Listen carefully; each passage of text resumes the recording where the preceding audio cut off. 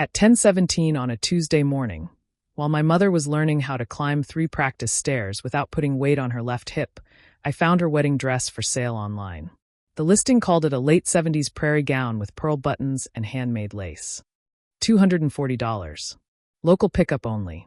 I knew it was hers before I even clicked the second picture. There were 23 pearl buttons down the back, because my father used to joke that 1 button for every year of her life was what finally convinced him she was serious about marrying him. The left cuff was a 1/4 inch shorter than the right because Mom had singed it on a candle at their 10th anniversary dinner. And inside the hem, barely visible in the seller's close-up, was a crooked line of blue embroidery that read JM, her initials before she became Judith Cole. The description underneath said, "Beautiful estate sale find. Previous owner has transitioned to permanent care. Sold as is. Permanent care." My mother was 74. She had fractured her hip 9 days earlier. She was in a rehabilitation center outside Fort Collins, Colorado, arguing with a physical therapist named Kayla about whether a walker made her look old. She was supposed to go home in 12 days. So I called the seller. By lunchtime, I knew my brother and sister had held a 3-day estate sale in Mom's house, told strangers she wasn't coming back, sold nearly everything she owned, and made plans for where she would live next. The only person they hadn't included in those plans was me. That part sounds impossible, I know. How do 2 people sell their living mother's belongings without her daughter knowing? How do you remove a dining table, a bedroom set, 46 years of Christmas ornaments, and a wedding dress without somebody asking a question? The answer is that my family had spent years teaching me to confuse being informed with being needed. They told me exactly enough to keep me useful, and not 1 sentence more. If you've ever been the person your family calls only after they've already assigned you a job, you'll understand why I didn't hang up and start screaming. I did what I'd been trained to do. I made a list. My name is Megan Cole. I was 46 then, unmarried, no kids, and I managed the costume shop for a regional theater in Denver. That sounds glamorous until you've spent 4 hours at midnight trying to remove stage blood from a cream wool coat while an actor asks whether his replacement pants make him look short. I loved it though. Costumes tell the truth people are trying to perform around.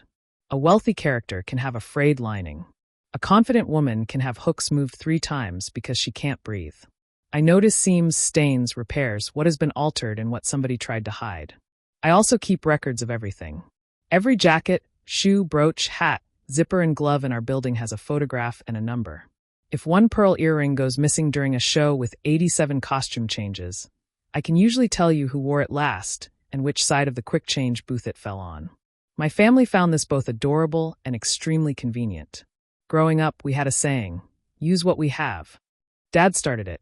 He refinished furniture in a cinder block workshop behind our house in Loveland, and money was tight more often than it wasn't.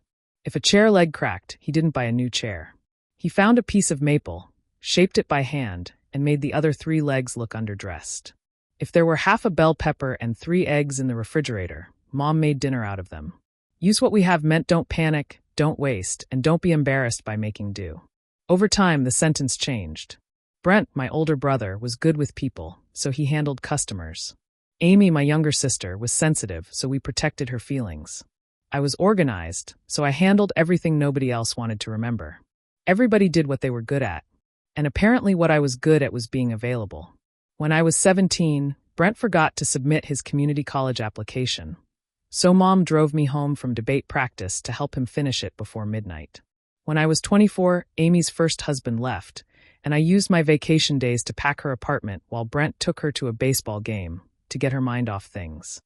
When Dad had radiation treatments, I built the medication schedule, drove down from Denver twice a week, and stocked their freezer.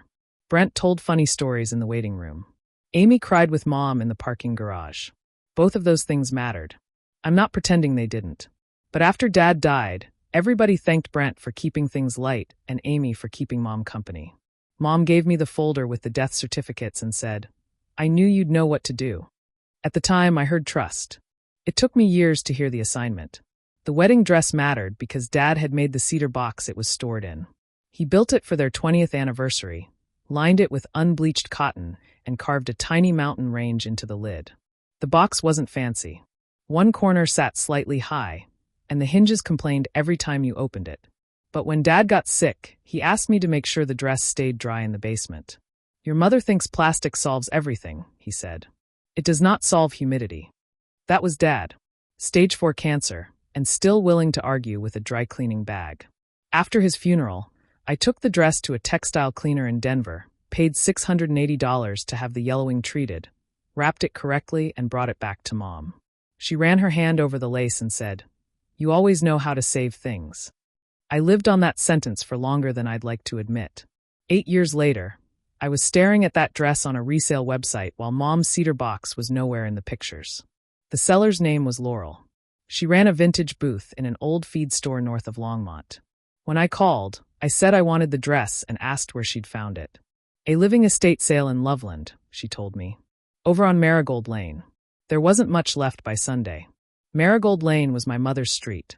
I asked who had run the sale. The adult kids, I think. A man named Brent and his sister. Nice people. Sad situation. What situation? She got quiet. They said their mom had gone into memory care. I'm sorry. Is she someone you know? I looked through the glass wall of my office at Rosa, our head draper, who was pinning a sleeve on a mannequin. She saw my face and lowered the pin cushion from her wrist. "She's my mother," I said. "And she doesn't have dementia." Laurel apologized so many times I ended up comforting her, which is another skill my family made sure I developed. She'd bought the dress for $35. She offered to hold it until 6. I told her I'd be there by 4. Then I opened our family group text. The thread from the previous weekend looked completely normal. Amy had sent a picture of Mom smiling beside a rehab walker with the caption, "Look who did 40 feet today." Brent had complained about the Broncos' offensive line. I had asked whether either of them had measured the front steps for the temporary rail I was ordering. At 8:12 Saturday morning, while strangers were apparently walking through Mom's house, Amy had written, "We're tackling some clutter today. Don't worry, we've got it." I had sent back a thumbs up. That tiny blue thumb made me feel sicker than the wedding dress listing. I called Amy first. She answered on the 4th ring with, "Hey Meg, I'm walking into work. Can I call you later? Did you sell Mom's wedding dress?" There was a pause. Not shock. Calculation. What? Her wedding dress. 23 buttons, handmade lace, blue initials in the hem. Did you sell it? We sold a lot of old clothes. At an estate sale? It wasn't a real estate sale. Amy, there is no fake version of strangers buying things out of someone's house. She let out a long breath. Brent and I were trying to help. The house has to be cleared if Mom's going to move. Move where? Another pause. We'll talk tonight. No. We'll talk now. Where is Mom moving? I can't do this while you're in attack mode. She hung up. My brother picked up immediately. Brent always answers when he thinks there's a chance to control the first version of a story. "Before you go nuclear," he said, "Mom knew we were cleaning. Did she know you sold her wedding dress for $35? That thing had been in a box for 40 years. Did she know? We had to move fast. Why? Because the house isn't workable anymore. She can't do the stairs. The shower's upstairs. The neighborhood's changed. We got a strong cash offer, but they want a quick close." I stopped breathing for a second. An offer on what? The house. There are moments when your brain protects you by refusing to understand plain English. Mine did that then. I pictured Dad's workshop. Mom's kitchen window. The pencil marks inside the pantry door where our heights were recorded until Brent reached 6 feet and became unbearable about it. "You listed her house?" "Not officially. Jason knows a guy who buys properties as is." Jason was Amy's second husband, a pleasant man whose main contribution to family emergencies was saying, "Whatever Amy thinks. Mom is coming home in 12 days. Meg, be realistic." I am being realistic. I ordered a rail. I scheduled a home health evaluation. I arranged meal delivery for the first month. "And then what?" he asked. "You drive up twice a week forever?" Amy misses work every time Mom needs groceries. I leave a job site because she can't reset the router. She needs a better setup. Some of that was true. That's what made it effective. Brent had been the local emergency contact for the previous year. Amy did take Mom to routine appointments. I lived 65 miles away, and theater schedules are cruel during opening weeks. They had done more of the daily work. They resented it. I understood that. What I didn't understand was why their solution required telling buyers our mother had disappeared into memory care. "How much did you make at the sale?" I asked. "I don't know yet." "Where is the money?" Amy's tracking it. With what authority? His voice hardened. Don't come in from Denver and act like we've been sitting around stealing silverware. We're the ones here. I'll be there in an hour. Meg. I hung up. Rosa was standing in my doorway by then. She was 61, had raised 3 sons, and had exactly no patience for family members who used confusion as a defense. Go, she said. I'll handle fittings. We open Friday. And if you stay, you're going to sew somebody's sleeve to the table. She wasn't wrong. I grabbed my coat, my work tablet, and the little canvas emergency kit I take to every fitting. Scissors, measuring tape, safety pins, chalk, 2 kinds of thread. I carried that thing everywhere. For years, if somebody in my family said they had a problem, I reached for a tool before I asked whether the problem belonged to me. On the drive north, I called Mom. She answered sounding winded. Honey, I just did the fake car, she said. The rehab gym had a wooden training car patients practiced climbing into. Mom hated it because, according to her, no car built after 1995 was shaped like that. How'd it go? I didn't die, which seems to be Kayla's standard for success. I almost laughed. Then I pictured her dress hanging from a plastic hanger in a stranger's booth. Mom, what did Brent and Amy tell you they were doing at the house? Clearing paths. The therapist said rugs and boxes are a hazard. Did you tell them to sell your furniture? What furniture? My hands tightened on the steering wheel. Did you tell them to hold an estate sale? She didn't answer. Mom. No, she said finally. Of course not. Why would I have an estate sale? I pulled onto the shoulder so fast the tires hit gravel. Where's my dress? She asked. That was the part that broke me. Not because it was the most valuable thing. It wasn't. Not because a dress is more important than a house. It isn't. But Mom didn't ask whether they might have sold it. She asked where it was. Like she already knew I would be the one expected to find it. I told her I was handling something and would call back. I didn't explain while she was alone in a rehab hallway with no way to leave. Maybe that was a mistake. Actually, it was. I told myself I was protecting her, but I was doing what my family always did, deciding what she could handle without asking. By the time I reached Marigold Lane, I had convinced myself the sale might have been small. Maybe a few boxes from the garage. Some duplicate kitchenware. Dad's old yard tools. Then I saw the realtor lockbox on the front door. My key didn't work. I stood on the porch turning it back and forth like the lock might eventually remember me. The brass wind chime Mom hated was gone. So was the wooden bench Dad had made from the tailgate of his first pickup. Mr. Alvarez from next door came outside before I knocked. Everyone called him Lou. He was 78, retired from the Postal Service, and had lived beside my parents for 31 years. Megan, he said, and the way he said my name told me there was no small version of what waited inside. He held up a spare key. Your brother changed the lock Sunday night, he said.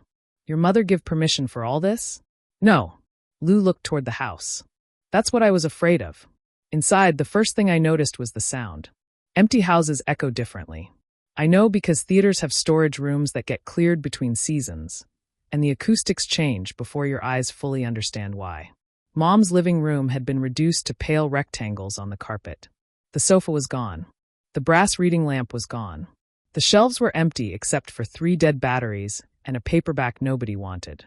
Green price stickers clung to the wall where buyers had apparently peeled them off purchases and abandoned them. The dining room table Dad built for their 25th anniversary was gone. The china cabinet was gone.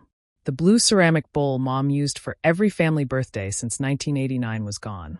I walked through the rooms with my tablet and photographed each wall. Wide shot, medium shot details. It was automatic. A room can be empty and still be full of evidence. In the kitchen, every cabinet door stood open. Someone had bought the toaster. Somebody else had bought the set of nesting bowls with the chipped red one Mom always used for biscuit dough. They had even sold the rolling cart that held her medications, then left 2 orange prescription bottles on the counter. Upstairs, her bedroom contained a mattress on the floor and 1 fitted sheet. They had sold the bed frame. My mother was supposed to come home with a healing hip, and they had sold the bed she could actually get into. On the closet rod, 7-wire hangers knocked softly against one another when the heat turned on. The cedar dress box was gone. I took a photograph of the empty space where it had sat for 8 years. Then I went into the hall bathroom and threw up. Lou was waiting downstairs with a bottle of water. He didn't ask if I was okay. People who have lived long enough know that sometimes the honest answer is obvious. They started Friday afternoon, he said. Had signs at both ends of the block Saturday. Your brother told me Judy was moving somewhere she'd be looked after. Did he say memory care? Lou's mouth tightened. He said she wasn't herself anymore. Mom had beaten Lou at gin rummy the week before her fall and made him take home a frozen lasagna as punishment. She was forgetful about passwords and once put her reading glasses in the refrigerator, but she was absolutely herself. Why didn't you call me? I asked. He looked embarrassed. I didn't have your number. I asked Amy if you knew. She said you were arranging the move. There it was. My name had been used as permission. Lou led me to his garage. Against the wall sat Dad's cedar dress box, 2 framed photographs, and a small sewing machine in a hard beige case. I bought these, he said. $12 for the box. $20 for the machine. I figured if Judy wanted them gone, she could tell me herself. I ran my hand over the carved mountains on the lid. Why would they sell an empty box after taking the dress out? Young man bought a stack of quilts from it Friday, Lou said. Your sister sold the dress separately Saturday morning. The quilts had been made by my grandmother, including one sewn from the shirts Dad wore in his workshop. I sat down on Lou's old lawn mower because my knees stopped cooperating. He handed me an envelope. This was under the sewing machine. Didn't open it. Inside was a printout titled Residential Transition Estimate. Mom's house address was at the top. Under projected distributions were 3 names. Brent Cole, $60,000. Amy Foster, $60,000. Judith Cole Care Reserve, $120,000. My name wasn't there. At the bottom, under proposed housing, someone had typed, Primary Family Placement, Megan Cole Residence, Denver. They hadn't forgotten me. They had spent my share already. I read the page 3 times because the numbers were easier to understand than the sentence beneath them. Primary Family Placement, Megan Cole Residence, Denver. My residence was a 2-bedroom condo on the 3rd floor of a building with 1 unreliable elevator. The 2nd bedroom was 9 feet by 10 feet and currently held 2 dress forms, a folding cutting table, and enough fabric to insulate a small house. Mom had never stayed there for more than a weekend.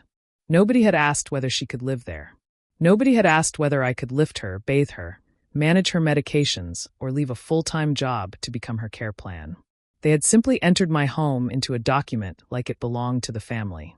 You know anything about that? Lou asked. No. Your mom. I'm starting to think she knows more than I do. I just don't know how much. That was hard to say.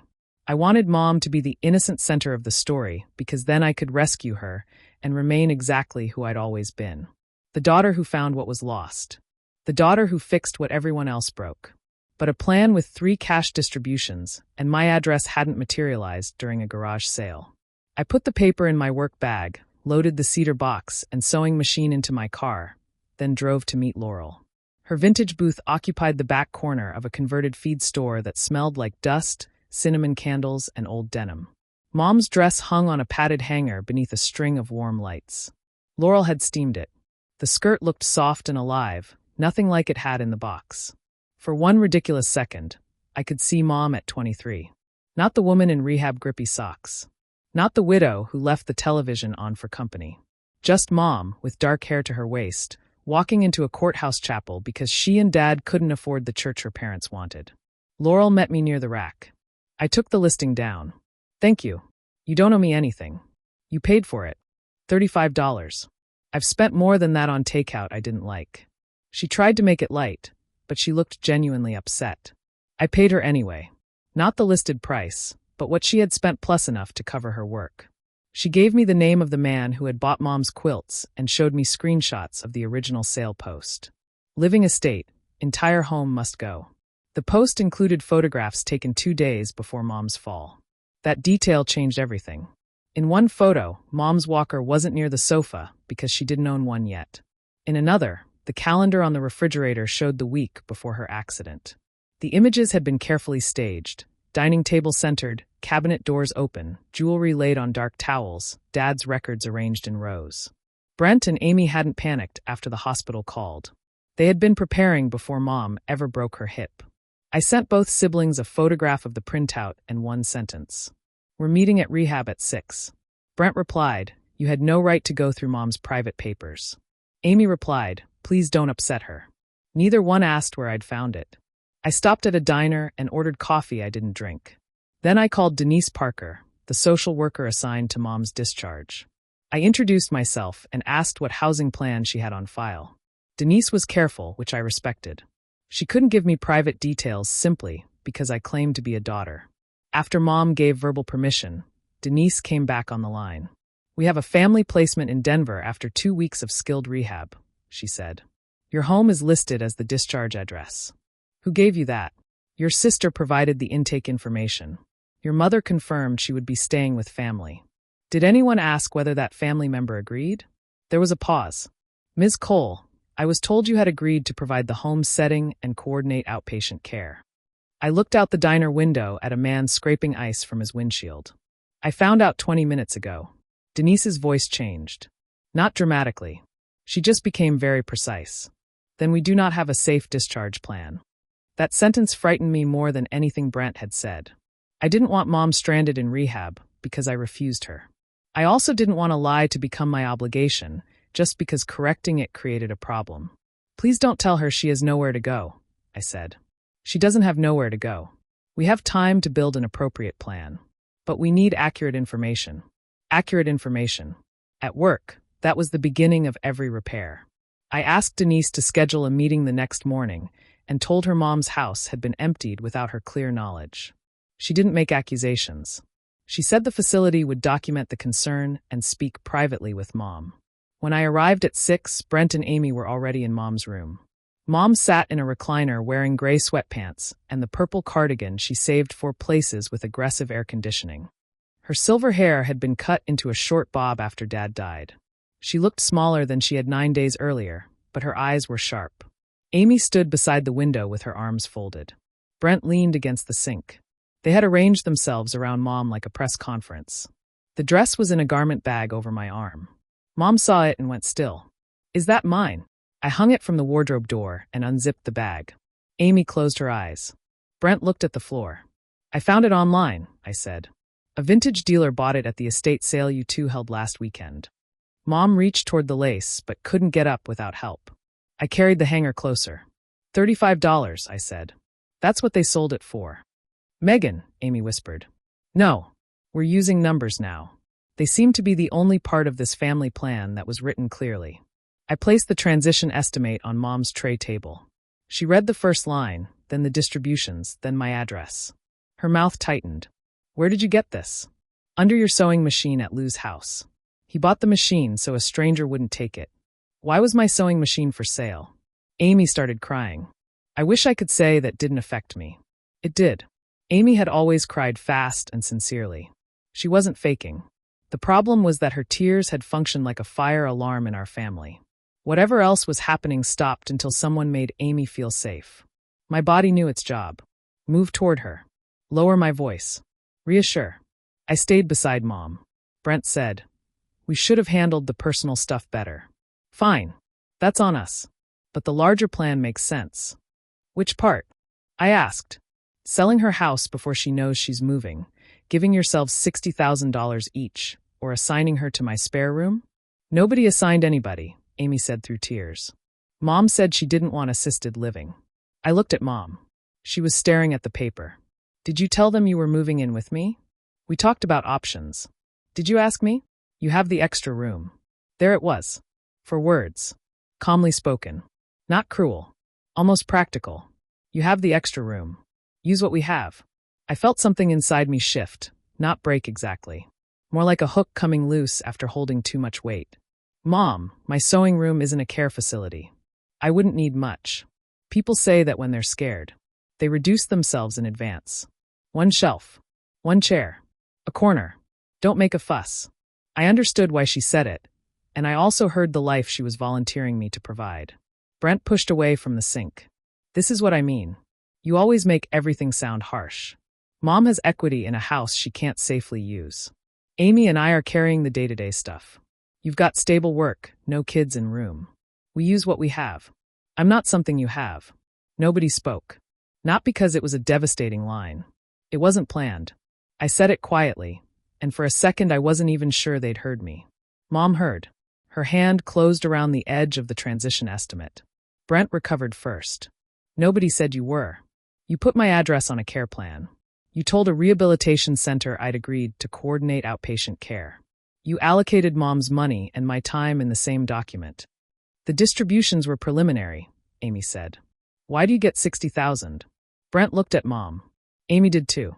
Mom folded the paper once, very carefully. I told them I wanted to help, she said. My anger had been clean until then. Siblings lied. Mom was betrayed. I would fix it. Now it had nowhere simple to go. Help with what? Brent rubbed both hands over his face. My business loan comes due next month. He owned a small residential remodeling company. 2 years earlier, one of his biggest clients had gone bankrupt, owing him almost $90,000. Brent kept 6 employees working longer than he could afford, used credit to make payroll, and had been digging out ever since. He wasn't spending money on boats or casinos. He had made bad bets out of loyalty and pride, which in my family counted as more respectable than making bad bets out of greed. And Amy? I asked. Amy stared at the window. Lily's tuition. Her daughter had been accepted into a private college in Oregon. Amy had talked for months about scholarships, as if saying the word often enough would create one. You're selling Mom's house to pay a business loan and college tuition. She offered, Brent said. Mom looked up. I offered to help all of you. All of us? I tapped the page. Where am I? You're doing well, she said. That sentence had followed me through my entire adult life. When Brent needed $4,500 after his divorce, I was doing well. When Amy needed the family car and I needed books for college, I was doing well. When Mom divided her jewelry and gave Amy the pearl earrings while I got the insurance paperwork, I was doing well. I used to think it meant she believed in me. Now I heard the real rule. If I could survive without help, my portion became available to someone who might not. Doing well isn't consent, I said. Mom flinched. Brent stepped between us verbally, the way he always did physically when we were kids. This isn't about your childhood. Mom's scared. We're trying to make sure she's taken care of and help the family at the same time. You told strangers she had dementia. I said she wasn't herself. You advertised permanent care. That's what these sales are called. You sold the bed she needs to come home. That landed. Mom looked at him. My bed is gone? Amy sat beside her. We can get you a better one. With what? The $35 from my wedding dress. I had never heard Mom sound like that. Not loud. Not dramatic. Just precise. Amy's face collapsed. Brent said they had netted a little over $18,000 from the sale. Some cash, some electronic payments. About $9,000 remained in Amy's savings account. $7,000 had already gone to Brent to keep equipment from being repossessed. $2,000 had covered Lily's enrollment deposit. We were going to replace it when the house closed, Amy said. Mom turned to her. You spent it. For family. There are phrases that survive only as long as nobody says them in the wrong room. For family sounded different beside an old woman whose clothes had price stickers on them. Mom asked them to leave. Brent tried to argue. Amy tried to hug her. Mom pressed the call button and asked the nurse to help her to the bathroom. It was the most polite eviction I'd ever witnessed.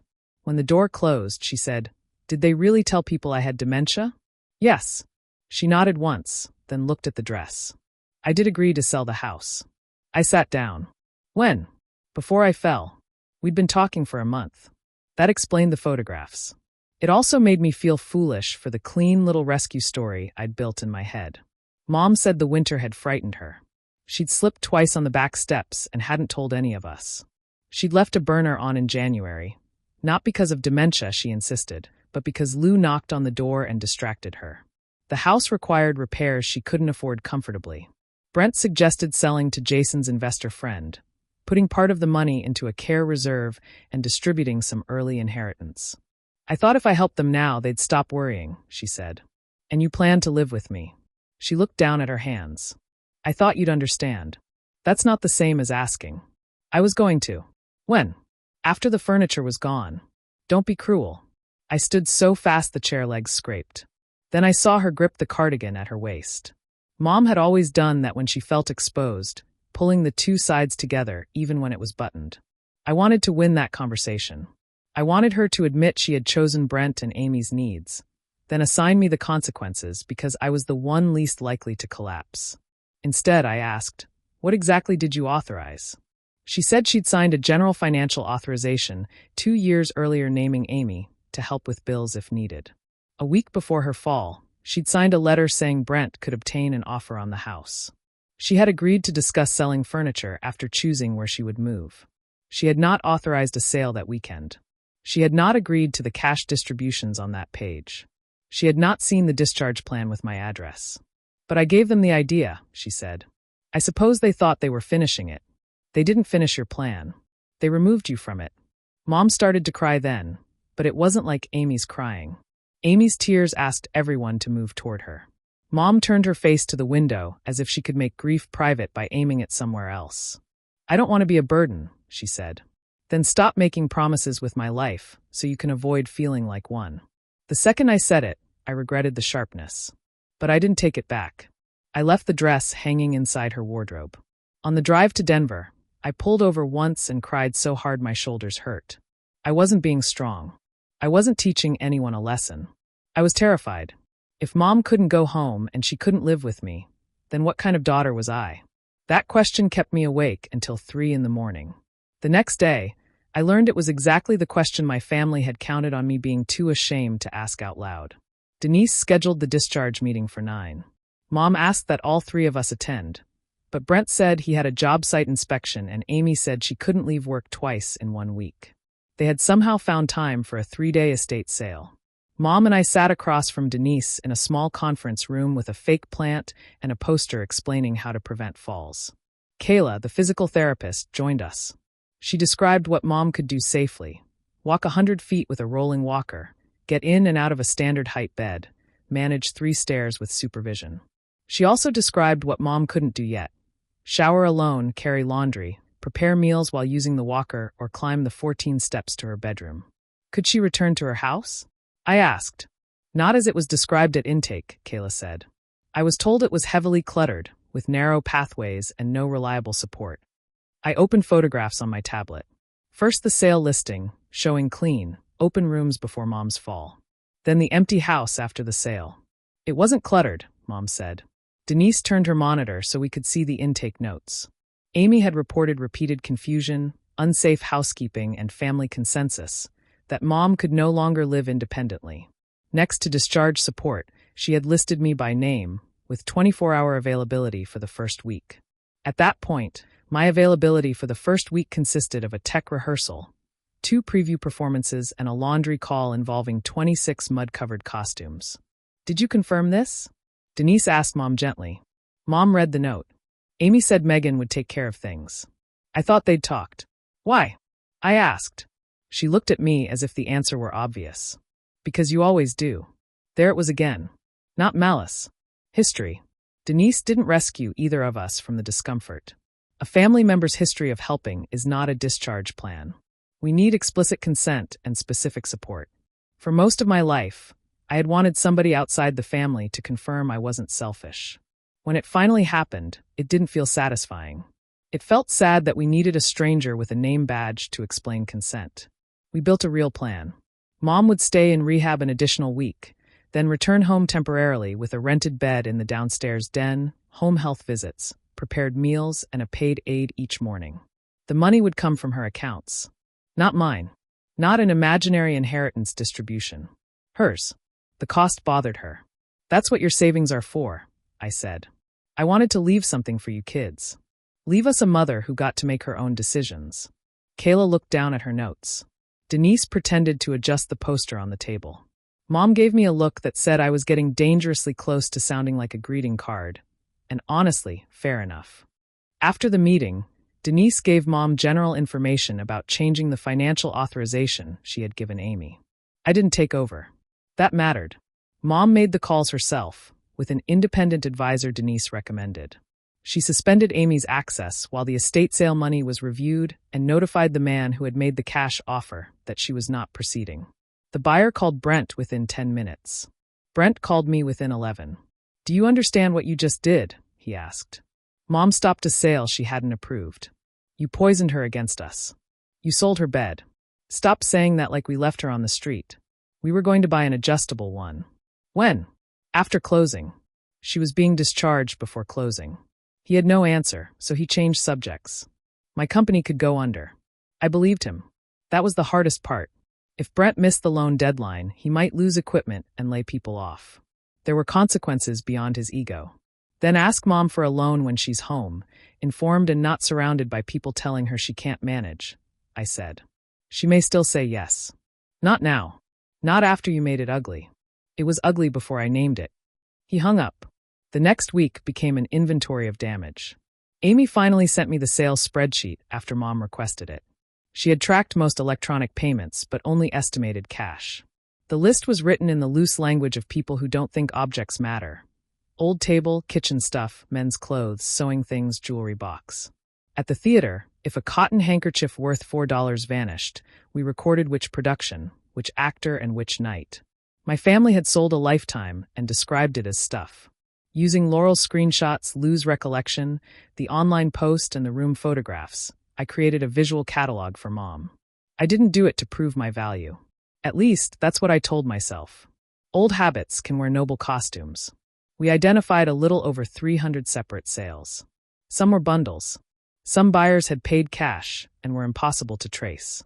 Others responded when I explained that the owner hadn't authorized the timing or scope of the sale. Not everyone became a saint. One man told me a sale was a sale and blocked my number. He had Dad's record collection, including the copy of Blue he played every Sunday morning. A woman in Cheyenne offered to return Mom's china if we reimbursed her and drove 2 hours to pick it up. Fair enough. A young couple had bought the dining table for $400, refinished the top, and wanted $1,800. We couldn't pay that. Mom stared at the picture of the table for a long time, then said, "Your father would be furious about the polyurethane." It was the first time we laughed. We recovered about a third of what had been sold. The wedding dress, the cedar box, her sewing machine, most family photographs, Dad's hand tools, because Lou had quietly bought them in 3 separate lots and stacked them behind his snowblower. The blue birthday bowl came back with a new chip after the buyer saw Mom's name written underneath it in permanent marker. The quilts didn't. Neither did the Christmas ornaments or Mom's pearl earrings.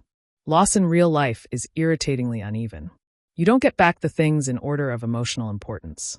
You get back whatever happened to land with someone kind. Amy returned the $9,000 still in her account. She and Jason covered Lily's $2,000 deposit from their emergency fund. Brent could not return the $7,000. He signed a repayment agreement with Mom and sold one of his trailers. 2 employees left when he cut their hours. He blamed me for that for months. Maybe some viewers would want me to say he deserved everything. I can't. His employees didn't create our family system. Their rent didn't become less real because Brent had lied. Consequences are necessary, but they are rarely neat. Amy went in a different direction. She started calling relatives. Within 48 hours, I received messages from an aunt in Arizona, 2 cousins I hadn't seen since Dad's funeral, and 1 woman from Mom's church who signed her text concerned friend. The story was that I had interfered with Mom's housing, frozen her access to money, and refused to let her stay with me even though I had no family obligations. That last phrase was almost impressive. Apparently a job, a home, friends, and a life only counted as obligations if they involved a husband or children. I wrote one response and copied it to everyone who contacted me. Mom is mentally capable and making her own decisions. Her belongings were sold without her informed approval. A discharge plan listed my home and unpaid care without my consent. She now has safe temporary support using her own funds. Please direct questions about her wishes to her. No adjectives. No accusations. No screenshots. Amy called me cold. I had spent years trying to find the perfect tone that would make unfair people admit they were being unfair.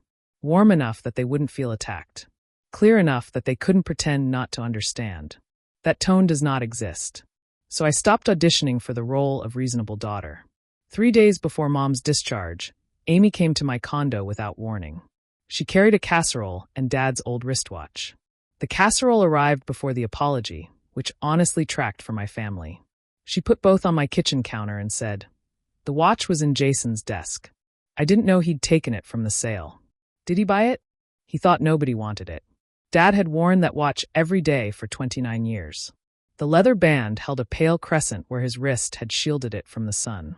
I picked it up, then put it down. Mom decides who wants it. Amy looked around my condo. The 2nd bedroom door was open, showing dress forms and fabric rolls. "We really thought you'd say yes," she said. "That doesn't make it consent. You don't know what it's been like." Every appointment. Every grocery run. She calls me because the television input changed. Brent, and I have been doing this for years while you come up on Sundays and act competent for 4 hours. That hurt because some of it was true. You should have told me you were drowning. Would it have changed anything? Yes. You would have made a schedule. I almost denied it. Then I looked at the calendar hanging beside my refrigerator, color-coded with Mom's upcoming therapy sessions. Probably. Amy gave a tired laugh. Exactly. You turn people into tasks, Megan. That one stayed with me. She had turned me into a resource, but I had turned helping into proof that I deserved a place. I didn't always ask what people wanted. Sometimes I arrived with the solution because uncertainty made me feel useless. I'm sorry I didn't see how much you were carrying, I said. But you don't get to put it down inside my house without asking. Her eyes filled. I know. It wasn't a full apology. She still defended the house plan. She still said the estate sale had gotten out of hand, as if it had escaped from a fenced yard. But before she left, she gave me access to an email account she and Brent had created for the sale. That account contained the part of the plan none of them had admitted.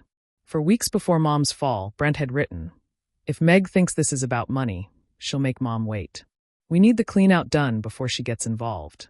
Amy replied, "She'll be mad, but once Mom needs somewhere to go, she won't say no." Mom had been copied on the message. Her response was one line. "Megan always comes through."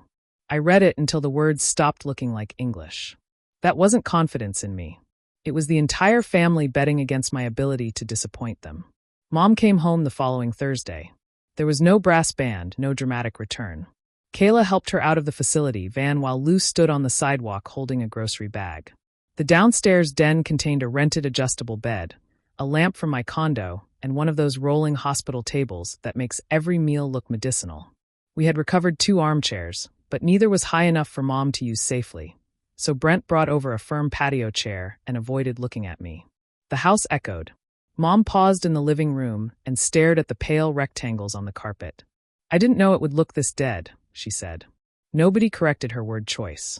Amy had stocked the refrigerator. Brent had installed the temporary rail I ordered. I had set up medication reminders and labeled the walker basket. We were all useful. We were also barely speaking. After the others left, I showed Mom the email. She didn't claim she had forgotten it. She didn't say Amy wrote the reply for her. She sat in the patio chair and read her own sentence. "Megan always comes through." "I meant it as a compliment," she said. "I know. That was what made it worse. My family's deepest injuries rarely arrived disguised as insults. They came dressed as praise. Responsible. Independent. Capable. Easy. Every compliment had a task pinned to the back. Why didn't you ask me?" Mom rubbed her thumb across a scratch in the chair arm. "Because I was afraid you'd say no. It was the most honest answer anyone had given me. So you waited until saying no would make me the bad daughter." She looked up. "I didn't think of it that way. You didn't have to. The system worked whether you thought about it or not." She winced at the word system. Families prefer to call repeated behavior a misunderstanding.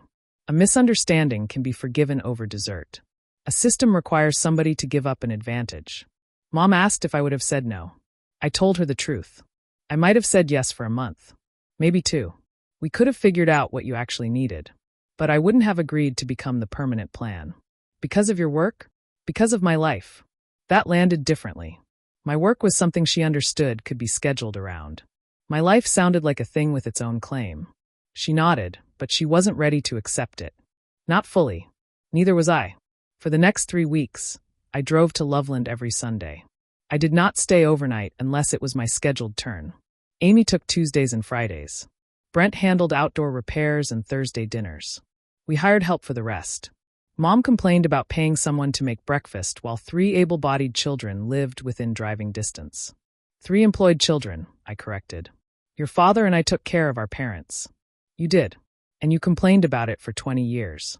She laughed despite herself. The schedule wasn't perfect. Brent missed a Thursday.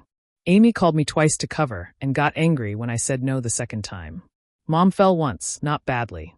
While reaching for a towel, she hadn't asked the aide to move. I spent a whole night convinced that setting a boundary had caused it.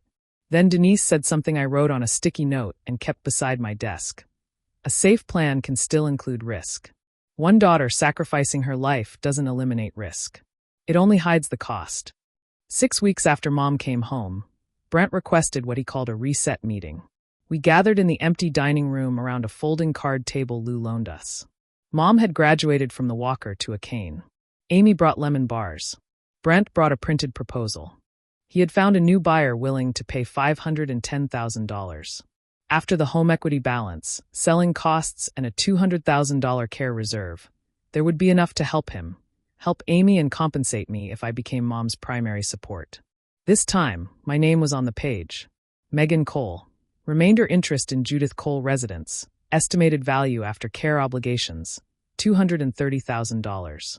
The idea was that Mom would stay in the house. I would move from Denver, live there without paying rent, manage her care, and inherit whatever remained after she died. It's fair, Amy said. You'd be giving up more, so you'd get more. Brent leaned forward. We heard you. You didn't want to be overlooked. This fixes that. And that was the poison part. It was the first time my family had put the largest share beside my name. I could sell my condo, leave full-time theater work, and freelance remotely. Live in the house where Dad had taught me to sand wood with the grain. Keep Mom out of assisted living. Protect the things we had recovered. Eventually own a property I could never afford to buy at Colorado prices. Mom said, I'd feel safe with you. For about 5 minutes, I wanted it. Not the money. Or not only the money. I wanted the recognition. I wanted one document in which my labor had value. I wanted Mom to choose me in a way nobody could reinterpret later. I took the proposal home and spent 3 nights calculating. I calculated care hours, property taxes, reduced income, insurance, and the cost of renovating the downstairs bathroom. I called a former colleague who freelanced and asked what she made. I measured my condo for storage boxes. I even drafted a resignation email. Then, on the 4th night, I opened Mom's email again. Megan always comes through. The new proposal looked fair because the number beside my name was larger. But the old assumption was untouched. My life was still the flexible resource. Their needs were still fixed points around which I was supposed to bend. And Mom wasn't truly choosing me. She was choosing the version of me least likely to make her face uncertainty. I went into the costume shop early the next morning. On a rack near the cutting table hung a red silk dress from our current production. It had been built for one actor, then recut for another when casting changed. The seams had been opened so many times that another alteration would have torn the fabric. Rosa found me staring at it. You quitting? She asked. How do you know?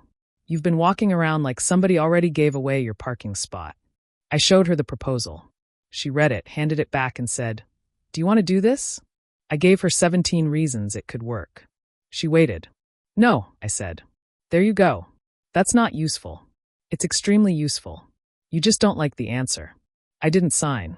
At the second meeting, Mom had invited an independent senior care advisor and a financial counselor. Brent clearly hated that. He liked family decisions kept inside the family, where history could outweigh facts. I placed his proposal on the folding table. I'm not taking the house in exchange for becoming Mom's permanent caregiver. Amy looked stunned. You said you wanted your contribution recognized. Recognized. Not purchased. Brent said. Then what do you want? It was an honest question. In our family, refusing compensation meant I had surrendered the right to complain. Accepting it meant I had agreed to the role. I want Mom to use her money for her care. I want each of us to choose what help we can give without punishing the others for having limits.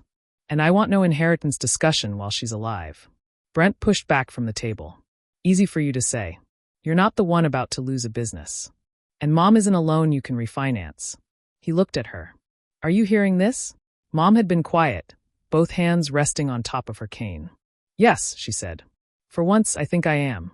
She took out a yellow legal pad. No dramatic documents. No hidden will. Just her handwriting. The house would not be sold privately. When she was ready, it would be listed openly at market value. The proceeds would support her housing and care. No early distributions. Amy's financial access would remain revoked. Brent would continue repaying the $7,000. All future decisions about belongings would be made by Mom, item by item, while she was present. Then she looked at me. Megan is not my housing plan, she said. Brent stared at the table. Amy's hand stopped halfway to a lemon bar. Mom continued. I kept calling her capable because it saved me from asking what being capable cost her. I wish I could tell you I felt healed in that moment. I didn't. One accurate sentence doesn't erase 40 years. But it was the first apology she had ever given me that didn't include the word if. Brent left before the meeting ended. He didn't shout. He folded his proposal, slid it into his jacket, and said he needed to get back to work. Amy stayed and helped Mom make a list of what she wanted to keep. At the top, Mom wrote, "My choices, not my children's." That was the reckoning. No applause. No police arriving at the door. Just a family losing the right to operate by assumption. The months after that were less satisfying than a revenge story and more useful than one. Brent downsized his company. He sold equipment, laid off 2 people, and took subcontracting work from a competitor he disliked. He repaid Mom in 14 months. For nearly a year, he spoke to me only when necessary. Even now, our relationship is polite and limited. He still believes I cared more about principle than the people affected by his business. Maybe I did. Principles are what protect people when affection keeps changing the rules. Amy apologized in pieces. First for using my address. Then for selling the dress. Months later, for telling relatives I had abandoned Mom. She never fully admitted that she and Brent had planned the timing of the clean-out to trap me into saying yes. We are not close the way we once pretended to be. But we can sit together now without me fixing her mood. That's more honest. Lily chose a state university after all. She was angry when she learned why the first deposit was gone. Not at me, but at Amy for making her tuition part of Grandma's emergency. I never asked her to sell anything, she told us. Amy cried. Lily let her cry. I liked that girl more than ever. Mom stayed in the house for 7 months.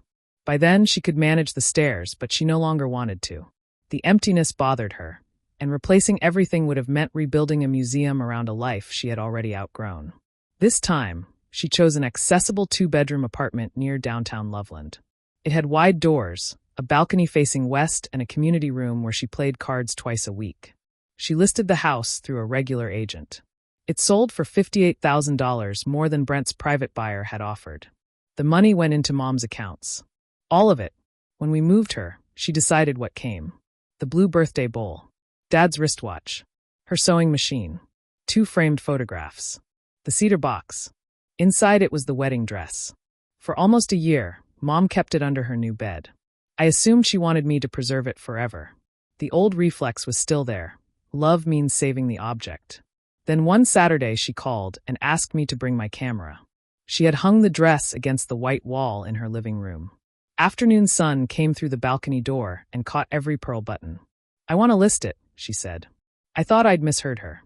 After everything? Because of everything. She touched the shorter cuff. I don't need a dress to prove your father loved me. And I don't want you storing it because you think keeping my things is the price of keeping me. That one got me. So we photographed it properly. Front, back, lace detail, buttons, blue initials in the hem. Mom wrote the description herself. One owner wedding dress, worn June 17, 1978. Handmade by the bride's mother. One cuff shortened after an anniversary candle mishap. Sold by the woman who wore it, because she is ready for it to have another day. She priced it at $300. A 28-year-old teacher from Boulder bought it for a greenhouse wedding. She came to Mom's apartment to try it on. The waist needed to be let out an inch, and the sleeves were too long. Mom looked at me. For once, I didn't automatically reach for my sewing kit. Do you want me to alter it? I asked the bride. She smiled. Would you? Yes. Choice makes the same work feel completely different.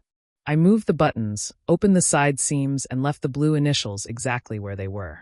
Mom tucked a note into the cedar box telling the bride to eat before the ceremony and stay away from open candles.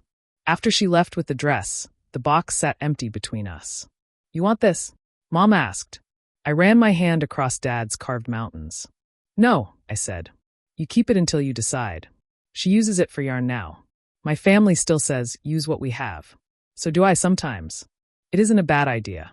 We just had to learn the difference between offering what belongs to us and volunteering what belongs to someone else. The first time I saw that dress online, the listing said its owner had transitioned to permanent care, as if Mom's life were over and everything she'd touched had become inventory. The second time it went online, Mom pressed the publish button herself. That was the difference the whole story came down to. Not keeping versus selling. Not family versus independence. Choice versus assumption. I still believe in using what we have. I just know now that people aren't part of the inventory.